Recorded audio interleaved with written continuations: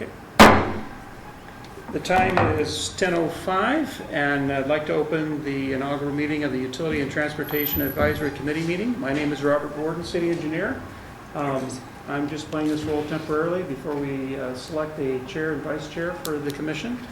If we could do a roll call.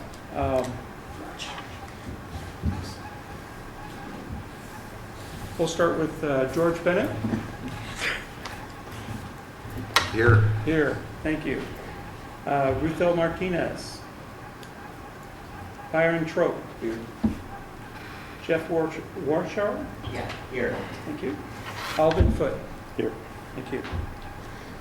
Okay, on the consent agenda, we normally request that the commission members approve items that are not of, that don't merit regular review, just things that are just traditional items that we've looked at that are not taking additional scrutiny. How do we just do a motion, take a motion to approve? Any one of you can motion to approve the consent agenda, which in this case is just to approve Just our... the agenda for the meeting. Yeah, our agenda for today. So we have one person motion and one person second. Okay, Second. thank you. We have a motion to approve the consent agenda and a second. The ayes, can I take a vote on that? All? Okay. Same sign, nays? No nays? Motion passes. That leaves us with our regular agenda. What I'm going to do is go through a very short presentation, and then we're going to have Lisa jump in on part of that as we go through. Lisa, could I borrow the laser pointer? Thank you. Okay, while she gets that up. So how many of you have seen this online already? Just, okay.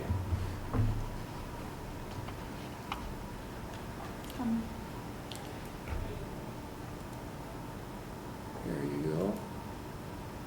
My computer doesn't advance with this. I mean, I don't care. I'll watch the PowerPoint. Lisa, we don't have anything to do on the computer today, right? I will show you how to log in, because there's a public view, but sometimes there's information that is provided in a view that people logged in can see, but not necessarily out to the public. So it's not very often that something is in that format. But you each have, I've set you each up with a login that you'll need to do, but we can. All right. Okay. So I hope you appreciate the theme of this presentation, and a lot of what we're going to be talking about is transportation. So you're going to see some dashboards and some wheels and some fenders here. This is our, again, inaugural meeting. We're just want to go through the purpose of this commission is to provide a mechanism for the City Council of College Place to obtain the benefits of recommendations, advice, and opinions on those matters affecting city utilities, which is our water, wastewater, and stormwater utilities, and short-range transportation system policy and operations, so that they can devote the necessary resources and consider the matters which will increase citizen participation input to local government. So effectively, you're an advisory committee to council on items that we need some public input on, and they in particular need input on. Duties, again, very similar to the purpose, just be giving advisory recommendations to City Council on utilities. And again, I think most of our emphasis will probably end up being more on transportation. And then to also we may bring to you specific projects from time to time and ask you to weigh in on what you think in terms of how we're handling it and how we might need to handle that, especially larger commercial projects and maybe some larger residential developments. Before we can actually move forward as a commission, we actually have to go through the process of establishing the officers commission, the chairperson and the vice chairperson. But we need to come up with a quarterly meeting time. That's mandated by the resolution that council passed. And then I believe we've already adopted the bylaws, procedures, and regulations as part of the consent agenda. Is that correct, Lisa? No, we need to do that then. Well,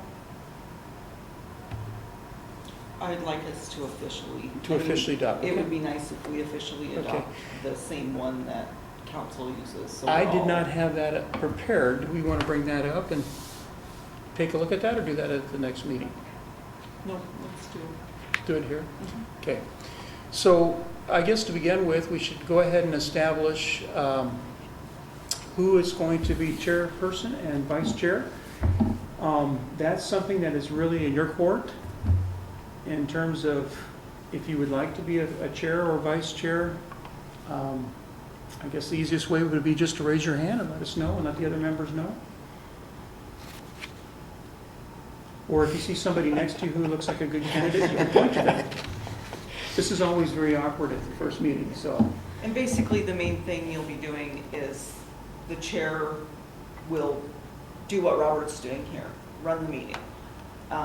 It doesn't change any of your status voting wise or any of that. It's just that you're the one running the meeting, and then in your absence, the vice chair would do so. So if you have any familiarity with Robert's Rules of Order or anything along those lines, it would probably be helpful, but not mandatory. I'll do some. I'm sorry? I'll, Alden, you would like to, Yeah. for chair? doesn't matter. Okay. And George, I'll do vice chair. vice chair? Okay. I guess at this point, we'd entertain a motion of the commission members as to if there's any discussion. No discussion? So moved. Moved. Do we have a second? We have a second. Okay. Okay, thank you. So with that said, Mr. Foote, I think you are in charge.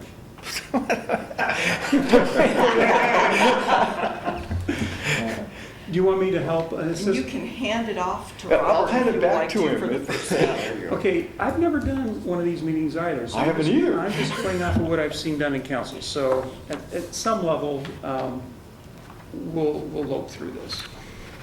Okay, so with selection of officers completed, we are required to meet quarterly, and we're supposed to have a regular meeting time, set day, set time, so that the public can be aware of that. If we change that, it goes into a special meeting, and there are other rules that govern that.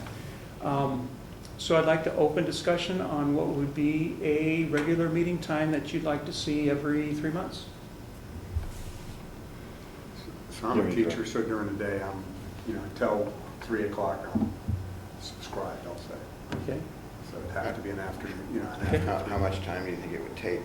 You figure a 2-hour block would be enough? I think that would be Quarterly more than or adequate in more most than cases. I would think most times, the business at hand would probably be an hour, might go an hour and a half. Whatever works, whatever everybody else agrees to, it should be fine. I'm retired now. So. Okay, good. So at least 3:30 or 3:30 is fine for me. Okay. 5 minutes away. Any particular day of the week that people have a preference on? Are there city meetings that happen on a specific day that we should avoid? Not during work hours so much. The third Thursday, is it the third Thursday of each month for historic preservation? Yeah, we have a meeting today at 4 o'clock. So the third Thursday of each month would not work at a 3:30. Okay, So, other than that, I would avoid Tuesdays just because that is Council plans. three weekend, or 3 Right. Tuesdays a month is council. let's do, is everybody open Monday at 3:30? I'd prefer to avoid a Monday and a Friday, because then if you have Right. a long weekend or something, Yeah. you don't have to try and Yeah. reschedule. Why don't we do it back. Thursdays, the second Thursday? The exactly. second Thursday of the Second month? Thursday. Just a suggestion. I like that. Second Thursday at With- 3:30, At 3:30, and we're saying once a quarter, so once a quarter, yes. So, first month, second month, and third month. Starting with this month, we'll go out 3 months, and we'll go ahead and give you a schedule, and Okay, then that's fine. that'll be aware of it, okay? Would that be November then? Yes. so Second the Thursday second avoid Thursday in Thanksgiving. November, that would kind of avoid the Thanksgiving. holiday mess. Do you have farmer's market issues with that? I'll get farmer's market covered during that time. Okay. And then Carolyn's also available if we need, I think, to, Yeah, and I put her as okay. Carolyn and Desiree both will be backups for me on this, Okay, on this Good, council. good. Do they know that? I haven't talked to Carolyn yet, I've talked to Desiree. Because this is the first I even heard of this commission. Me. So, Yeah, well, I knew about it, but I didn't know we were having a meeting until Tuesday. So Okay. I haven't quite got everything in line yet. Good. So that brings us to bylaws, procedures, and regulations. I did not send out anything in particular on that in terms of our code. So is this Robert's rules and all that? This is, Lisa, if you could speak to that, because The she's been... standard code of parliamentary procedure, it's a little bit more layman's language of a Robert's rules. But it's the same idea. It's the same process, the same procedure, just a little bit easier to understand. More So, relaxed. and more relaxed, a little bit, yeah, not quite so formal, and I can provide you all with a guidebook on that, so. I don't have a problem with that.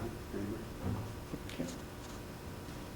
So, again, I entertain a motion to adopt the, what do we call it, parliamentary rules of order? The standard code of parliamentary procedure. Standard code of parliamentary procedure. So moved, seconded. Ayes? Aye. Same sign, nays? Nope. So all ayes have it. Okay. Okay, hang on just a second, I gotta get caught So up here. missing Ruth Bell from this, is somebody going to close the loop? How do we close the loop with her to make sure she's? We'll do minutes.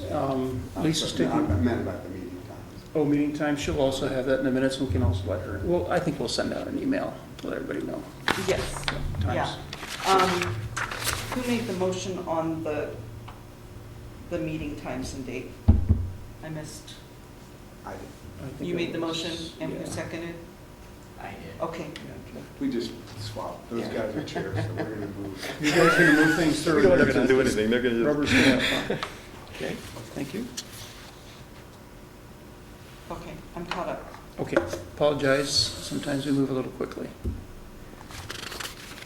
Okay, so that brings us to the review of the Open Public Meeting Act. See, I think I actually have a...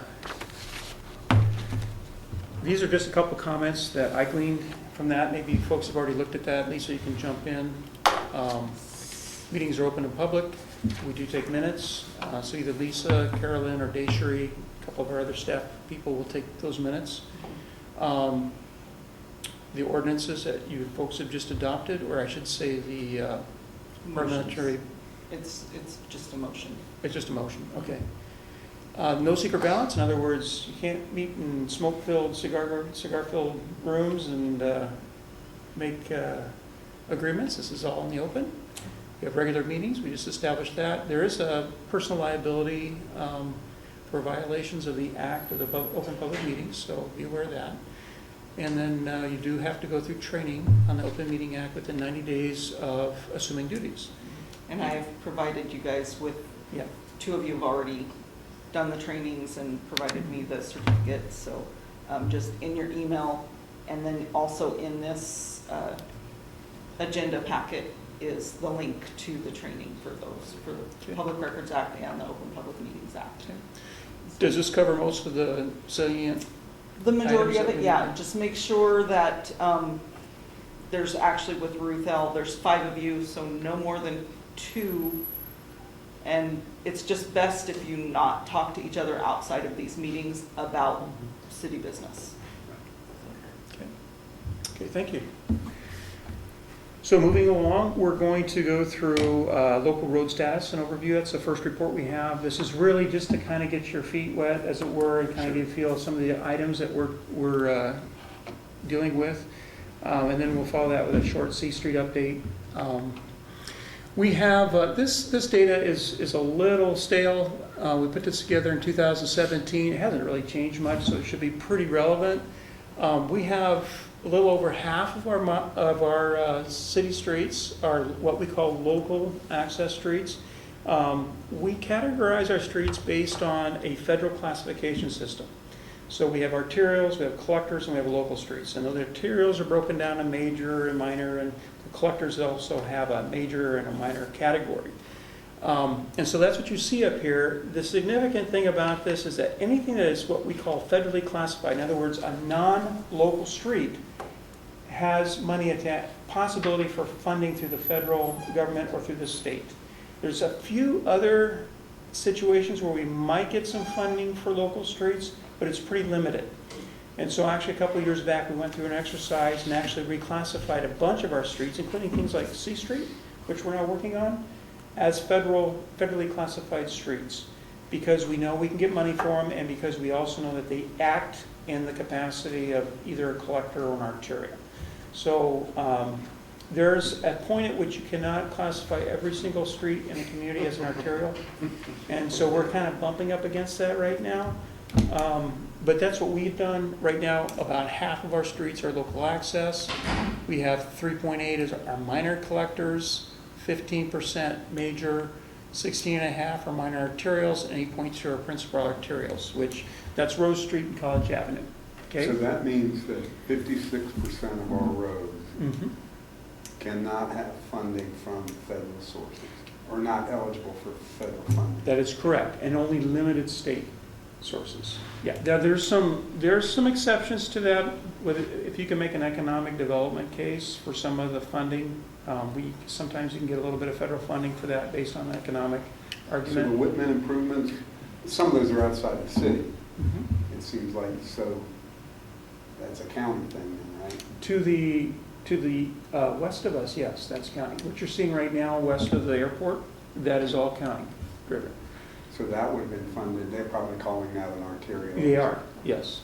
It might be a major, I'm not sure, it might be a major collector for them, but it But doesn't it's matter, some- they can get funding. It's one of the four. Right, correct, correct. So the urban local access would be parking lots, That's more like Ash Street and things like neighborhood. neighborhood streets, yeah, that's what those are, yeah. So that's kind of our breakdown. It is interesting, only about half of our streets, just under half of our streets we can actually get funding for, which is good, okay? But that leaves a lot of streets being chip sealed as opposed to actually improved from year to year, and that's an issue. Just want to show you this, not expecting you to read any of it. This is our six-year transportation improvement plan. State requires it every year by, I think it's June 30th, that we report all of our streets, that the next 6 years of plans that we have for improvements on those streets to them. We do things a little differently here. We have what we call a 6-year, a 10-year, and a long-term plan.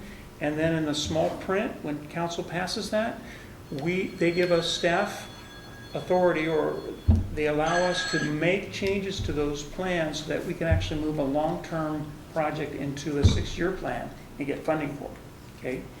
And the reason for that is things are really dynamic. If we have a developer come in and say, I want to do this, and we say, that's a great idea, and we had it on the plan, we can push that up and get funding for it if need be, generally. So is this part of the strat plan for the city, the strategic plan? This is, I think Mike has actually tied this in, yes, with his capital facilities plan. Okay, this is a state obligation. We've got to go through this. And then we actually put this into the state system when we're done. Okay, every one of these projects. On top of that, each of these projects in the fine print, we've added that each of these has a sidewalk component. So we don't have to call those out separately. So if we get sidewalk funding, we can go in and then say it's on our plan. If it's not on your plan, it generally doesn't get funding.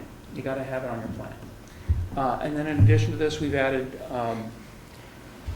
a bicycle component that we're starting to work through a little bit. We're starting to grow that a little bit. And that's something you folks will probably want to weigh in on at some point, is how much of emphasis we put on sidewalks, bicycles, vehicles. Okay. So that's the plan. We also have a chip seal program.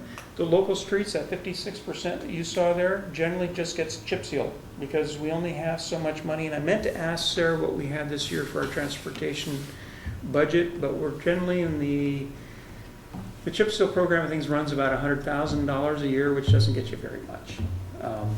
We get 5 or 6, 3 or 4, somewhere in that range, blocks, chip sealed, and that's it. And that does extend the life, but that's not a full improvement, and at some point, you gotta go back and change, you gotta go back and rebuild the roads. Roads typically, most people look at 20 years for an asphalt road, okay? Out here on College Avenue, we had some 70 years, okay? And they showed it, if you recall, that was really bad. They do a pavement rating system from 0 to 100, 100 being a brand-new road, 0 being a dirt path, and we were at 3 or 4 on certain segments on College Avenue. It was really bad. So one of the reasons we got some of the funding we did. Okay, and then we also have the sidewalk segments that I just mentioned. We're actually calling that the Safe Walk program, and Rob has been responsible for doing some of those grants. We have a grant going in for TIB this year. Actually, we'll be submitting it today. Yeah. Yeah, so that's going in. If you go through and look at some of our council where we passed this thing, it was like, again, the last week in June, last council meeting in June, you can see the actual plans and actually read them. This is a really small print here. An idea of what we're planning on. So these, I see College Avenue there, which I would assume would be eligible for federal money. Mm-hmm. Yes. Or it's just a plan of the work you're doing, not necessarily of those local streets. Yeah, these This are is all the the, work scheduled, it's not including the funding source. So if it's an arterial or a feed collector, then it's likely getting at least a portion of funding from. we can at least apply for funding. We know we have a possible source of funding. It's not guaranteed. Okay. The other piece of this, and I think I may have a slide on this, is that our federal conduit for funding comes through what we call the Walla Walla Valley Metropolitan Planning Organization. This was set up about, I want to say 5 years now, maybe 6 years ago. They do a census. When the U.S. 10-year census comes through, they decide what areas are urban, and if you hit certain thresholds, suddenly you become your own metropolitan planning organization. We used to work through Tri-Cities, actually, because we didn't have enough here. We now have enough here, and that census tract includes Milton Freewater, which is interesting, it crosses state lines. So the planning area includes them. Our funding that's federally funded, our federal funding comes through them as the conduit. We got to go to them, and we compete with Walla Walla, Dayton, Prescott, and so forth. So we have not actually been terribly active in that organization. We attend as much as we can, but the reality is that federal money is very expensive on a staff level time. I mean, it just takes forever to get through the process. We figure most projects you only make about 60 to 70 cents on the dollar that they actually give you, because the rest of it's spent in process. So we have, as long as the Transportation Improvement Board, which is the major funder for our projects, is still giving us money, we can hardly keep up with that. We've been pushing that side, and it has a lot less strings, a lot quicker to get through. Transportation Improvement Board, and they're a state agency, and they're incredibly easy to work with. So that's, you'll see most of the projects So here most of our projects are funded. are TIB. I mean, if you're gonna do something on the highway out here, That's going to be a washed-out project, not our project. so those aren't included in city roads? No, it's Even if just they're city in the limits, correct. I mean, isn't part of that in the city limits? Actually, you're correct. It's in the city limits, but it's their right-of-way and Right. their road, so we So don't they're have to finance it. responsible for Yeah, yeah. But College Ave or? That's all Heritage, ours. that's all. That's a good question. So, yeah. Does this say sidewalks include some of the TIB, or what was the ones that the grant that they were applying for recently with the connector sidewalks? That's CDBG, I think, is what they're, Yeah. is another program. It's based on access to schools for low-income disadvantaged communities. So we've gone out and actually gotten a grant from them so that we can actually do the planning for it. We can actually do design, but we can do the planning for those areas. That's going to kick in this year. We'll do the plan, or next year.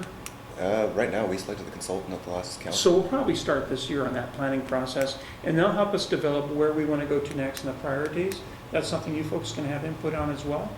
But this year, just to get going, we went ahead and submitted a sidewalk grant with, we're going to be doing that today with TID. So we're jump starting that process.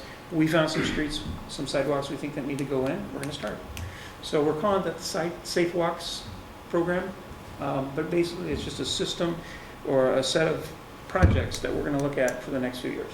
Robert, isn't there CDBG money that Mike has applied for sidewalks in, that was part of the, I think the university gave some right away? Yes, that's on the 4th Street, and that's funding, Well, there's Bay. Yeah. Yeah, there's Davis, Spade, Mhm, there's some on a couple other sections of. Yeah. See, they're up there. yeah, they should be up there. Mine was Washington Traffic Safety Commission. Yours is, oh yeah, we've got a number of funders on those. So there is community development block grant money available specifically for sidewalks. But you have to fall within certain census tracts. So to for qualify. basically economically So, disadvantaged. Yeah, the Bay area is Yeah. qualified. So part of our job is to take all the funding agencies and the areas that they'll fund and then try and come up with projects that we can do all at once. And it gets kind of complicated, Sure. but, So, Robert, the list is, I mean, we have dates there, right? But yes, they're not. They're not set in cast in stone. stone. Those are So plan dates. as things arise, we can move them around. Yeah. They just need to be in the list. it's very fluid. Yeah, it's a Sure. planning list. Subject to funding. Yeah. Okay, any more questions on that, or, okay? I just wanted to show you a little bit of the funding agencies that we have available, and lots of these agencies like TIB have 3 and 4 different programs that we can apply for. Like, for example, we're gonna be doing Lamperti. We're just, as soon as we get their approval, assuming we get their approval, we'll start that this year, and they're gonna overlay Lamperti. C Street, that project was almost entirely funded with the exception of our local match of about 10%, and the utilities, it's being funded by TIB, okay? So they are at the top of our list. We really enjoy working with them. They do a good job. We get a lot of funding through them. The MPO, I just mentioned earlier, that's the planning organization that was established based on the federal census tracts, and they're our conduit for federal monies. WashDOT also has some bicycle and safety grants, sidewalk grants that are available. We've applied year after year and we never get them. Apparently you have to have somebody who knows somebody, and we don't know enough people yet. So that has not come out. Washington Traffic Safety Commission, we just mentioned that. They are actually funding some of our studies right now. Department of Commerce, that's another state department that, in fact, we got CERB money, as we call it, for College Avenue when we did that project. And they came out. Community Economic Commerce. CERB is actually under Commerce now, but they're a separate entity, also does some funding on economic, if you have an economic nexus. Port of Walla Walla has 9/10 Economic Development Fund.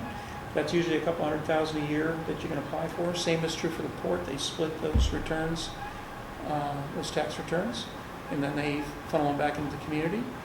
FHA has, the bill district has funding as well for some of their freeways. Usually those are related to trucking, and we don't really do a lot of that through this area, so we don't usually get in that. We did apply for what used to be called the Tiger Grant, now called the Build Grant. We asked for $10 million at one point to do the whole CARS project, and they turned us down. But they came back and said, you have a great application. We think you could actually use this to teach other folks how to do an application. But they didn't fund it. Again, we don't have enough friends in high places. So USDA, HUD, and then also the state legislature. We're getting some funding right now for our water projects as direct appropriations from them as well. So Mike's also working, Mark Rizzatel, our administrator, is looking at possibly getting Cedar funded and Damson funded as a direct appropriation. Because it's a local street, we generally can't use any of these other funding agencies, but we can get a direct appropriation. HUD also allows for some of those economically disadvantaged communities to do some improvements on local streets. But there is one program that allows us to go and do it anywhere we want to in town, and that's the Complete Streets program. And we're working with the university right now. We actually came up with Cedar and Damson. We were going to do those two. We put those in as applications, and they came back to us and said, we don't like those. We want you to finish off your cycle track between Davis and College Avenue. And so, you know, we weren't that's kind of the first time we ever heard that happening, where a funding agency comes back and changes your project for you, but that's what happened. And so we're working with the university right now to extend sidewalks all the way from College Avenue to Davis, and you know, we've done the improvements now on 4th Street all the way down to Academy. Now there will be streetlights all the way down to Academy. And if we have enough money, we'll shoot up Academy to Whitman Drive as well. We're not sure to go that far. So Complete Streets is a good program. The other funder is us, you. We pay for our own streets. And we really don't have a good mechanism for that. We give a few $100,000 a year that come into our transportation funding, but it doesn't do much. And so that's going to be a big question for how do we go forward? Do we establish some kind of a transportation utility or something where we actually tax ourselves, kind of like Walla Walla does right now, so we can do something about our private streets? Other questions related to that?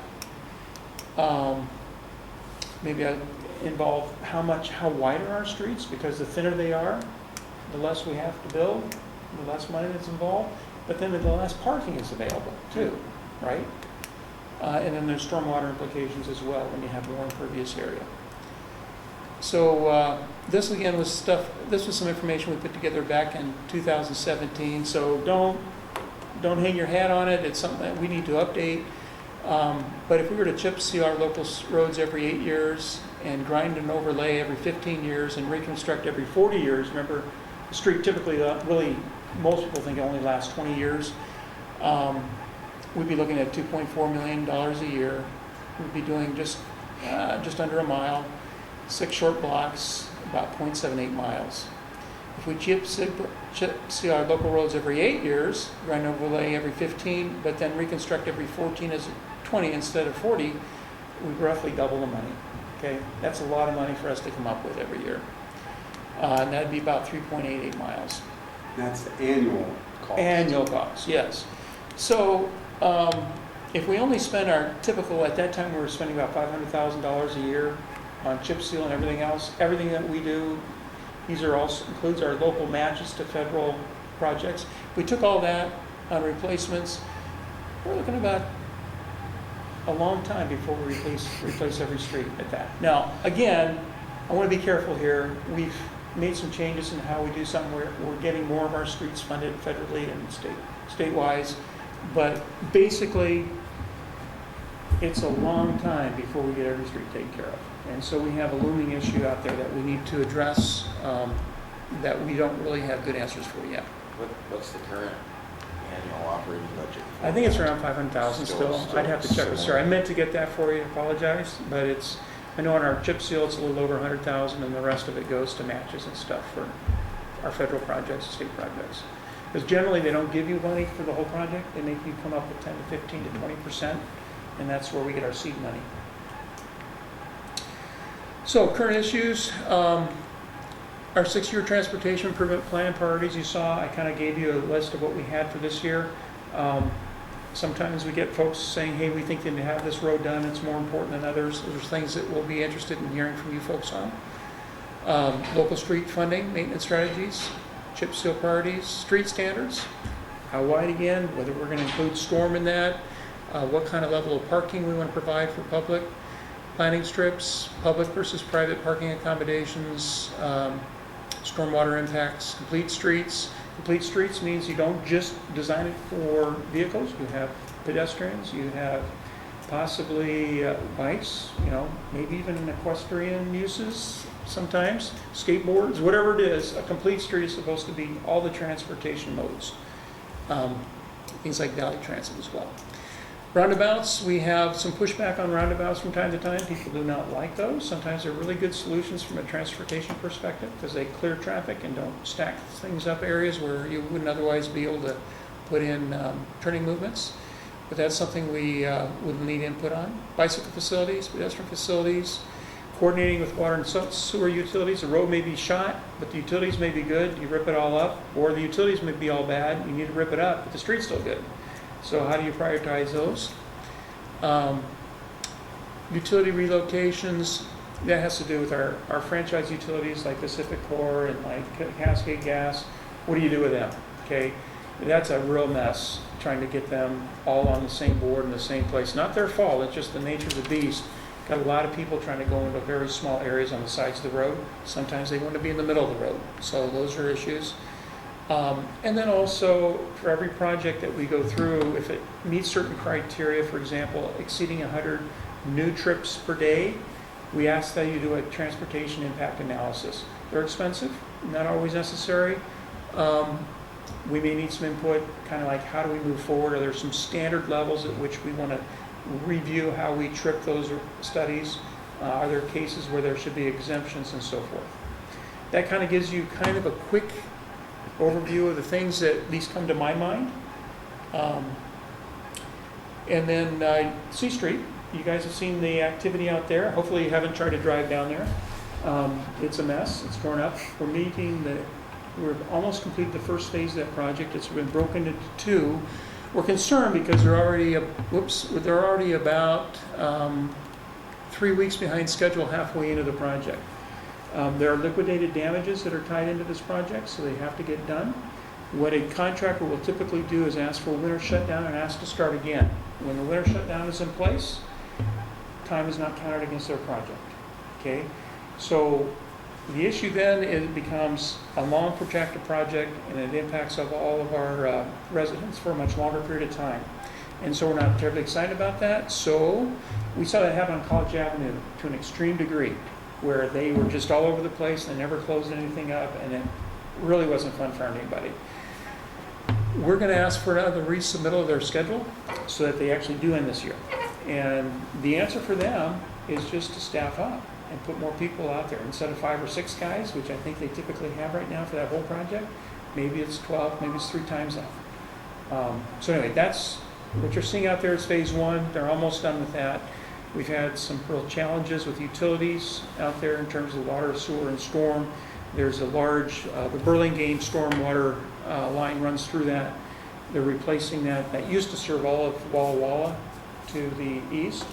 Now most of it's being taken care of with swales and so forth that Walla Walla owns, but we have that storm line still going through serving the rest of our city.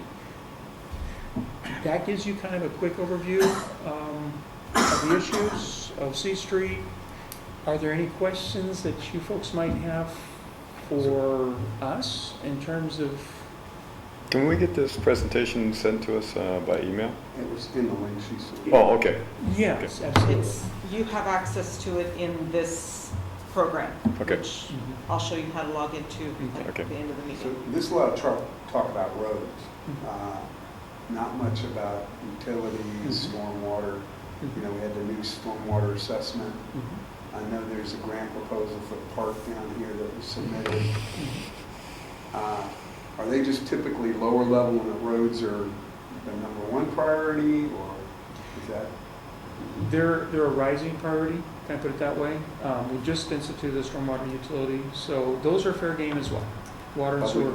Public transportation too, I guess. And they tie in. So much of Sure, our street design is related to stormwater and water and sewer.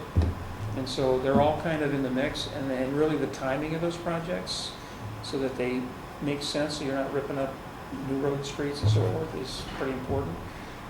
But something like out at the park where they're thinking about maybe revising the whole pond situation, again, that's something you can weigh in on. That's one of our utilities. So. Transportation, it tends to be because we have direct funding, we have money available, so we chase the money. And so streets is a big deal. And it also is a huge attractor for development and for commercial development. So if we can get that part of our world together, it helps everything. So, yeah, good question. Now with the stormwater utility now probably curtails some improvement that you might have been able to do before, but now you have to tie that in with an, I noticed one of your priorities was sidewalk on Southwest 2nd. And you really can't put sidewalk in without a curb and gutter. If you put curb and gutter in, you gotta handle the runoff all of a sudden, whereas now it's being handled differently. So you can't just fund a sidewalk, you gotta tie other things into it. Yeah, and on our stormwater, the way we set it up, the reality is it's consuming a lot of resources that could otherwise be used in other areas, right? There's cost there to that stormwater system.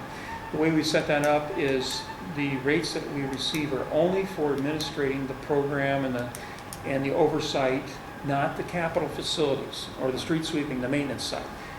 Not the capital facilities, like not new stormwater ponds, not new catch bait. None of that is actually funded. I need to back up. A very small percent of it. I think 15% has been put aside. The rest of it, we're going for grants. And that's how we set it up, because we just looked at the cost and the money and we're saying, this is too much for us. Right. So, if things don't get done, it's on the capital side in terms of actual physical improvements. It's because we haven't been successful with the money.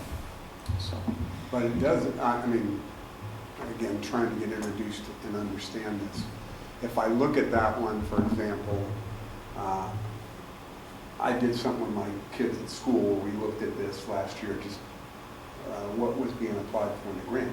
It's fairly substantial cost. it is. The probability of success for a grant like that is some finite non-zero number, probably closer to zero than you'd like. In the event those things don't happen, it's the same as roads. You're left, what do you do in the interim? With roads, you tend to try to extend the maintenance cycle. Other projects, you just defer them. That's right. Never get done. Until they're probably even more costly. So I'm just curious strategically how that would, I mean, I don't know the timing of those grants or any of that to know when we know the reality of these grants. Well, for example, this year we're getting we got a $25,000 capacity grant from Ecology. We applied that to a new street sweeper, which is part of the stormwater utility now, is we got to clean the streets. What's the connection between street sweeping and? It's the materials, the particulates get into the storm drains and then goes out to the creek. So they want us to keep things clean. That's one of the things we can apply for. So we did. We got $25,000. So there's another capacity grant round going next year, and it's closer to 100,000. I think we ended up with 95. 95? Thanks, Rob. And that 95,000 would typically, you can only use it for operations and maintenance, right? Well, we had that part funded. So we asked them, I said, okay, can we do the switch and bait? Can we take your money and use it for what we would normally use under our rates, and take our rate money and use it for capital? And they said, yeah. We said, that's great. So we're taking that 95,000 and we're using it as seed money for 10th Street improvements to Garrison. So we're looking at a street improvement along there, and we would take care of the creek and upgrade that as well at the same time. The challenge is, Garrison's here and the street's here, and when you're talking stormwater, you need what we call head or elevation to actually treat that water before it gets in, or else you've got to use some kind of energy dependent system to pump stuff up and then have it drain through. It's very expensive. So when you only have a foot or two difference, and it's really, then it means if you're going to do it on land-based application, it's huge. And now you got a lot of property you're taking up somewhere. So we've got our work cut out for us. The stormwater plan, we've been really asking for from our consultant, but for whatever reason it hasn't been completed. One of the things we're asking for is show us where those big storm ponds need to go for it to work. Have you gotten drafts from them? We have, and we're hoping to get the final draft here today, tomorrow, the next day, next week, next month. It's just been going on, so we're kind of having to persuade them that it's time to be finished. So, and that's part of the information that they have not had in there yet. So we'll come to council with that information once we have it. And obviously it'll be available online or publicly for review as well. When you apply for a grant, are there criteria that you have to meet, Oh yeah. or is it totally subjective? Because when I come from a consulting background, and we used to do lots of grants, Oh, yeah. or we call them proposals, Okay. and we knew what, so it's still the same process, Mhm. so they can't just say no. Well, they can say no. If somebody else comes along with a better proposal, they have a limited number of funds, they'll give it to them. So we're competitive. Okay. It's not just now the capacity grants, I think those roll over every year pretty standard. So we don't have to worry about competing for those. There's a few like that. But generally we are competitive. And so the onus is on us to come up with really catchy titles like Cars, right? And it worked. I'm not sure that's the only reason it worked, but those kinds of things, we're actually doing kind of a public relations activity with our funders. And TIB in particular, they fund success. So one of our one of the things we try and do is come back with a project every year that's done and finished, and we close it out on time. CARS was not that way because we had a bunch of issues with the contractor. In fact, we're still working through a closeout on that project. They're done. The TIB part's been signed off. That's why we continue to get money from them. But if they have a project out there that's not been signed off and completed, those funds will dry up very quickly. So, yeah, it's kind of an interesting, you don't think in terms of small communities having to put their front foot forward with all the funders, but we have to. And we've been pretty successful so far. These So. grants are competitive too. Yeah. At the end of the day. Mhm. So, I heard you say you have a lot of experience writing grants. Oh, yeah, we used to, you didn't get out of the office till about 2 in the morning. when we were doing Sign him up, Robert. what's that? Just got, get him writing some grants. That's right. I'm Take off retired my now. weight. You're retired, yeah. Leave you have plenty of time. Yeah. Exactly. Yeah. And if you're really good at this, I think you exercise the muscle. Right? Yeah. So I don't think I have anything more on there. Topics for next meeting, what's your pleasure? What would you like to look more at? I guess I'm wondering what drives our agenda. Is it stuff that we dream up? Is the city council asking us to look at some issues? Hey, let's, okay, this is an issue that they're kind of at a stalemate on. We want more information. Do they hand it off to us to kind of research, ask for info, and then we give a recommendation? I guess I'm unclear of our role and what drives our agenda, and we're looking at November for something. What are we going to be looking at? So I would say there's three areas, or I should say drivers of your agenda. One would be items that you think are an issue. You are a advisory committee, so I think you can come up with items that you think need to be addressed and provide that information to council. Council will really dictate in cases where they want you to look at certain things, or maybe the administrator would say, this is one that we don't have real clarity on. Why don't we take it to our UTAC commission? And that would be you folks, okay? And then the third area is us, the staff, where we're like, we've been given this mandate from council to do this or whatever. We're not quite sure what would look best, and I know they want community input. What do you think? Okay, so I think it comes from all three. I think it's pretty open. Right now, we don't have anything in particular from council that says, please, take a look at this. But I do know they're interested in the priorities on the 6-year plan. So was the commission approved, the formation of the commission approved by the council?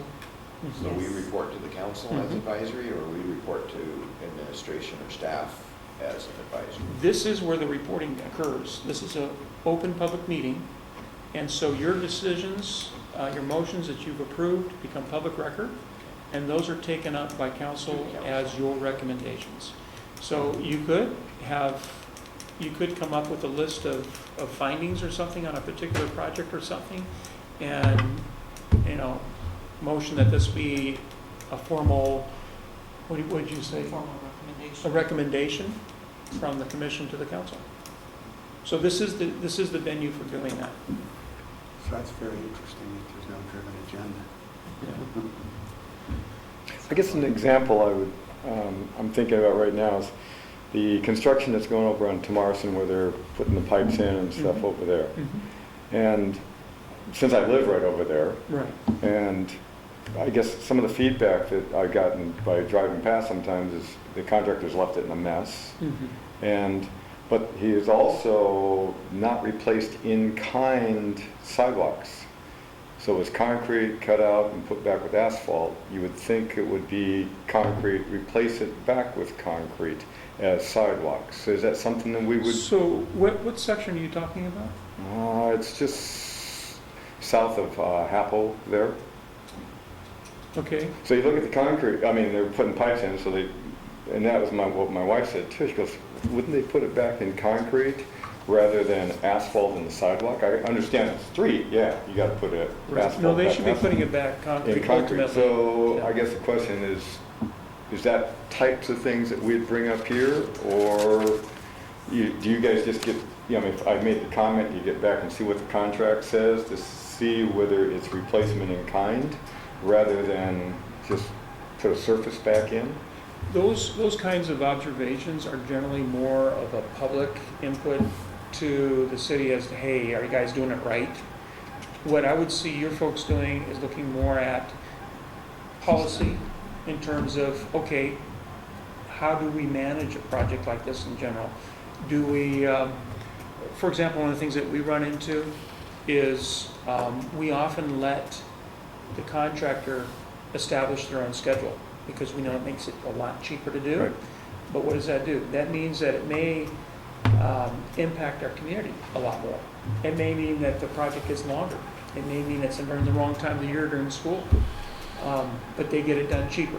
So those are kind of a policy level. I think you would want to look at your role as being more advisory in terms of how we go about doing business on a regular basis, not so much whether or not you're more than free to, that's helpful information because we can follow up on it.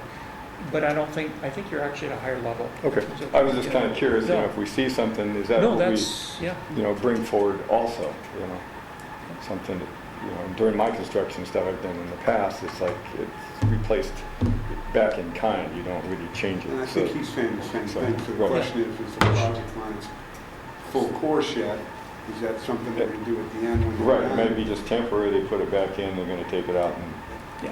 put it in concrete. And I can check on that because So, but I was thinking is that things like that are observations too, as we're looking at projects going on, do we? That would probably be Bring it personal to- comments to staff. Right, about that's what I wanted to kind of know, is where is that? I mean, they It's get a lot triage of go. It's likely that we're all gonna be probably a little bit more looking at that kind of thing because we're aware of what's going on more, having, the information about what projects are happening. May come up with more of those kinds of things because we're like, oh, I'm interested in that because we talked about that in the commission. Yeah. And I think noticing stuff on past projects, the way they were done, is good, I think, just so you can bring a point of, that's the way that was done in the past, let's maybe, improve it or make a note on that. So I think kind of looking at that is not what we're looking at a bird's eye view, but it's still important to, Okay. in the direction we're going. It influences our specifications and our Yeah. standards, which is something you may want to weigh in on, especially the standards, the sections and the kinds of roads that we're putting in. So, Chairman Foote, you are. Do you want me to hand the baton back to you right now, or? I guess you can. I guess if there's no other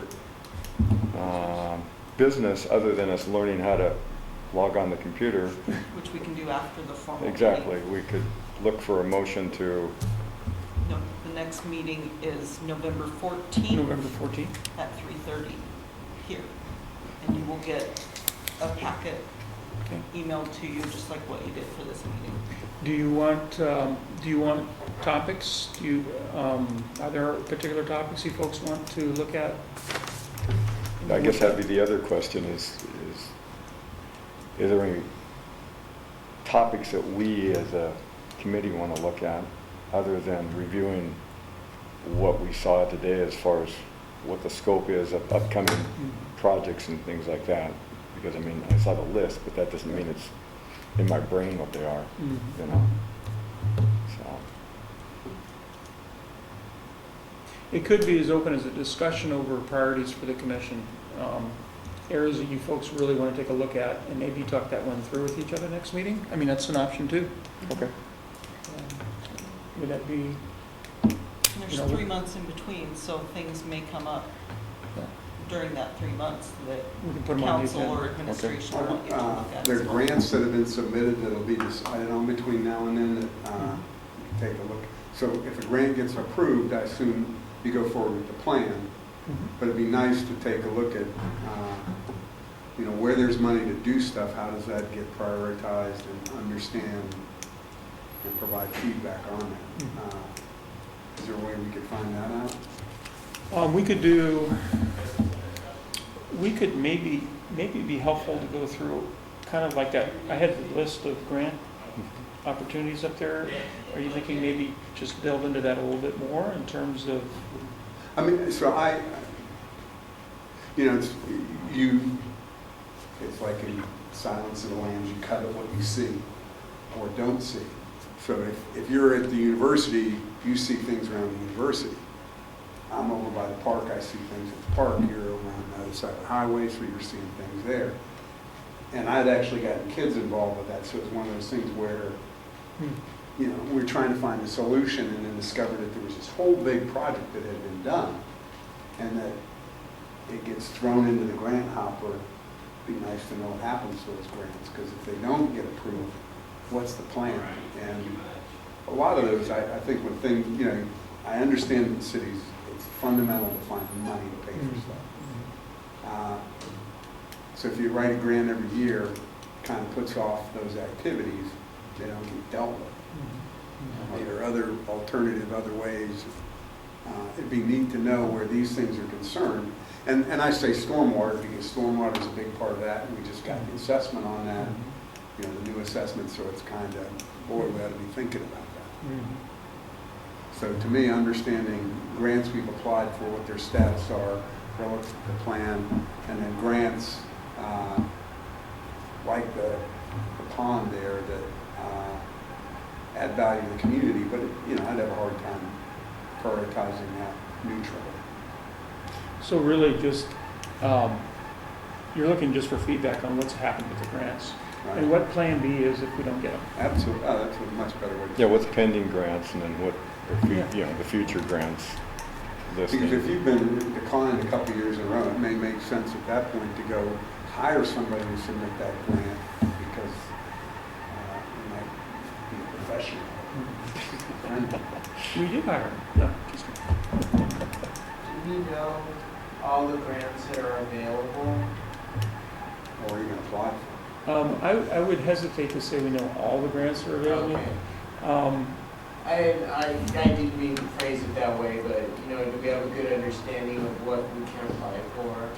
Yes, I would say between Mike, myself, Paul Hartwig, and some of the staff we do, but it's a huge pot. And Oh. there's lots of opportunities.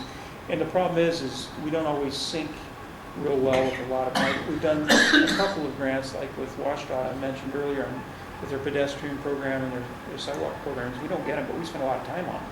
So it's always that calculation. I've seen organizations hire grant. Yeah.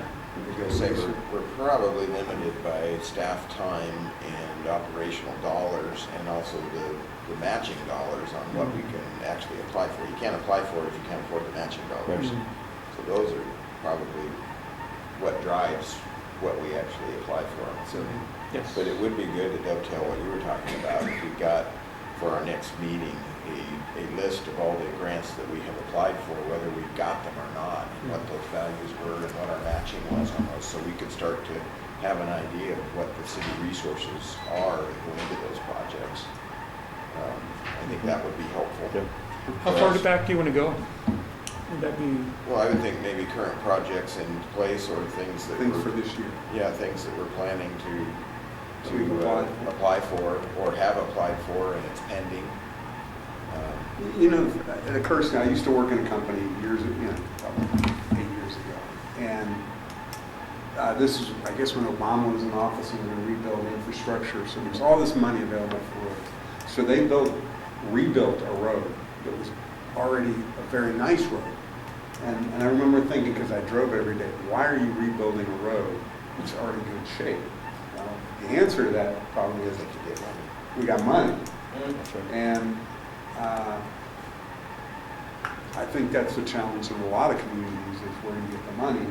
And maybe looking at that systematically for how, and I know we got good people, I'm not trying to say that, just that's something that I'd like to understand how the grant process works. It's kind of like the Lamb Purdy Overlay Project. If you drive that street as a citizen, it doesn't feel like that's one of our high priorities. But if it's one we can get funding for it and it staves it off and makes it an improved road that we don't have to touch, that helps us long term, even though it doesn't feel like it's maybe a priority short term. That's kind of And to some of me, how those you are get funding qualified. is And a I- strategic question. And I know, I can't think of the road, but it was a few years ago where they actually turned the money back because we weren't able, the city wasn't able to do it. I can't remember, it's been several years now, but. Yeah, they we turned the money back rarely to give money TIB. back. Well, turned it back to TIB because we didn't, Yeah. something else ran over or something, and so we didn't have the matching money or Oh, something. you know what, seemed like. it was actually the 4th Street project, we gave back the federal money. Actually, it was taken back from us. About $250,000 Mhm. worth, wasn't it? Mhm. Something like that. So we don't just waste it. So that would be a good thing to look at. Well, you do have a community that's growing, 2% per year or whatever, which in this community is probably, you know, in eastern Washington, it's probably not bad. Mhm. If you're not Spokane, not Tri-Cities, to have growth. And in our valley, I think we're growing more. I read the paper every day, all that hassle about that back toll property. You're building 400 homes in a community that's not growing. Does that really make sense? So being more intentional about not just desiring projects, but getting them done. And in my experience, when you got a grant writer, I'm not saying get a grant writer, that the whole job's around grants. If you don't get grants, you don't have a job in it, which I don't know is necessary or even part of it. Just trying to understand the world we live in, because I don't know. No, it's complex. Do we contract out grant writing in some cases? We have not. We do It's it all, in-house, it's, pretty much Mike all writes staff. them, I write them, Rob's written one now. A couple. So it's all internal. Paul Hartwick will do a few here and there. The other thing we need to look at is the life cycle of the road. If you get too far past, you know, you're talking about 20 years, that pretty looks good. If you let it go too much longer, now you've got a full road rebuild, not just an overlay. And so, grind an overlay. So that's that whole part of trying to finesse the life cycle of the road. So sometimes you're repairing things that look like, well, that's a lot better than that. Well, that one's so far gone. It We need to doesn't catch this matter. one now before it's so far gone, and then we'll come back to that because it's already, I mean, it's those kinds of tough decisions that's part of the capital facilities plan. I feel that from my position where I'm at the same way. Yeah. So, yeah, sometimes it's so bad it doesn't matter. So let's put the money into the ones that we can still save. You can still say, yeah. So, okay, well, we can do that. Okay. And get some information back to you. It'll be good for us too, because often we're so much in the weeds that we don't get a chance to even step out and see what's going on, so. Okay. Well, we don't want to overburden you with work to where you're not getting your other work done too, but I think that would be a piece that would be helpful for not, for you guys too. It is, it is. I like that Plan B discussion topic. Just like if we're going after grants, we don't get them. And if you get the grant, you're at the mercy of their requirements. You have to choose this road. You can only do this part of the road, you know. So it's even.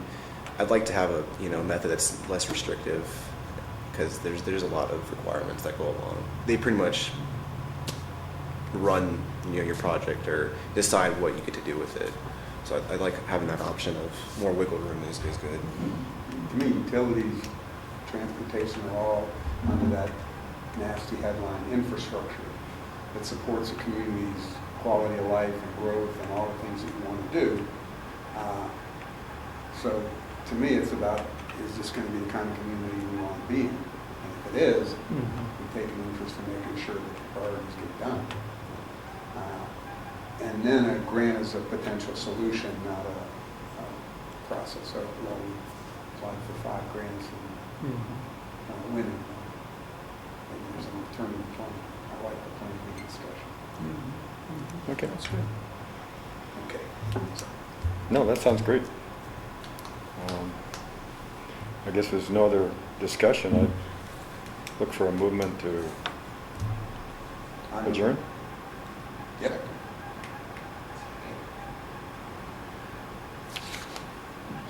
At 11:08. You wanted to show us something on the computer?